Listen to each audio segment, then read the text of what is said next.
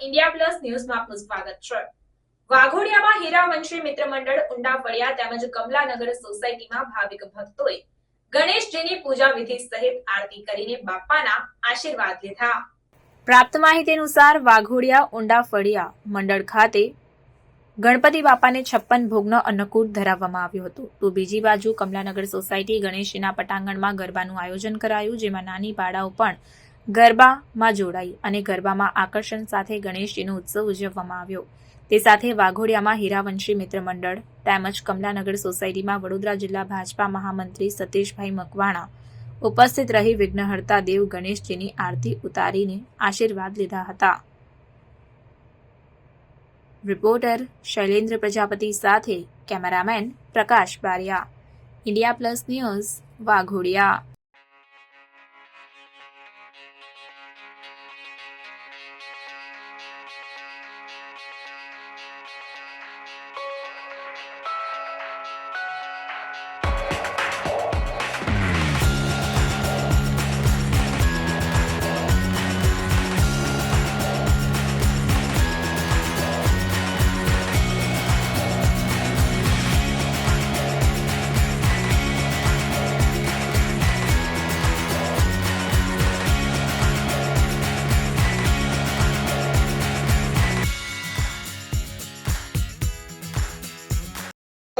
આજ રોજ વાઘોડિયા તાલુકાના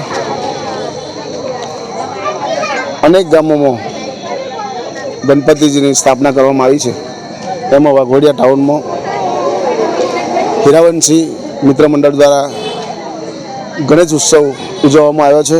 એમાં અમારા ટીમના મિત્ર છે શાંતિલાલભાઈ સાથે ગણેશજીની આરતી ઉતારી ગણપતિ બાપાના દર્શન કર્યા। તેમજ કમલાનગર ખાતે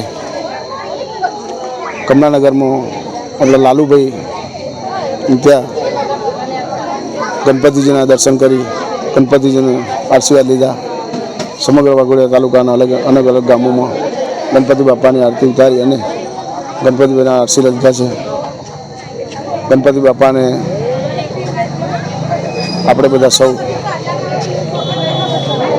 દર્શન કરીએ અને આવતે વર્ષ ફરી જલ્દી આવે એવી આપણે સૌ